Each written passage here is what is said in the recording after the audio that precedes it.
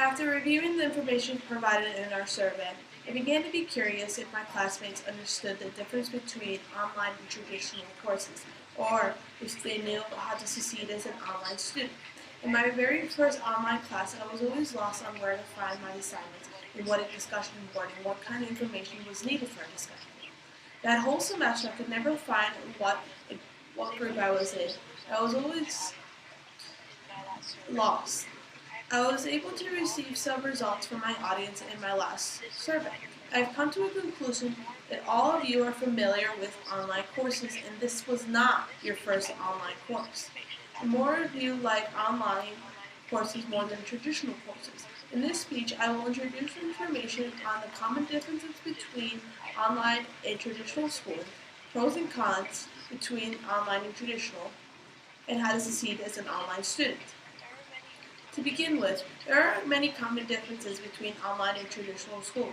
Scheduling, interaction, and teaching methods are some of the common differences between online and campus-based courses. According to an article from the Best Online University, scheduling is very important. There is a huge difference between online and traditional courses. When it comes to scheduling, online courses make it easier to schedule your classes around your busy schedule, and it's more flexible compared to college-based courses. Next, stated from the Best Online University, you're able to interact both in online and traditional courses. In an online course, you're able to interact with students and professors with chat rooms and emails, while in a traditional course, you're able to interact with the professor face-to-face compared to an online course. Lastly, according to what's the difference between traditional and online courses, teaching methods are the difference between online and traditional.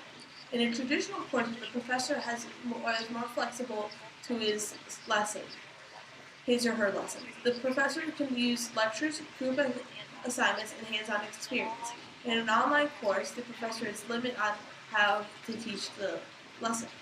Next, online classes and college-based courses both have their pros and cons. According to the survey, most of my audience have all their classes online, and there are pros and cons between the both. It's always better to hear about the bad news first than the good news. There are a few cons about online courses. According to the top 5 pros and cons of online education, some degrees cannot be taken online because of the need for hands-on experience. Would you really trust any sort of doctor without any experience? I wouldn't think so. While all of us have been attending Edison State College, we know that this is not a scam.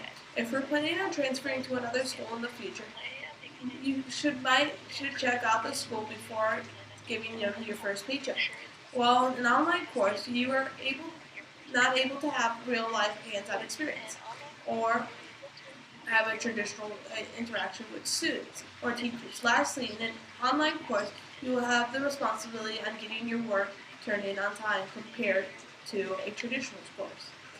Since I already told you about the bad news, here are a few pros about taking online courses. Students can participate anywhere they like with only a computer and internet connection. Also, students are able to take their classes at any time, which will help them with their busy lifestyle. During responding to a discussion board, a student has time to look at what other students in their classmates had said on the discussion board to have a better understanding what the assignment is asking. While being online, other students and teachers will not be able to see what exactly you look like. So this really means you can wear your favorite PJs. But this class will give us a disadvantage to this because we have to record our speeches. Next, it goes the same for college-based courses. There are both pros and cons taking traditional courses. Some disadvantage of taking a traditional course is being in a traditional course means that you have to show up to each and every class in the time that it's been scheduled.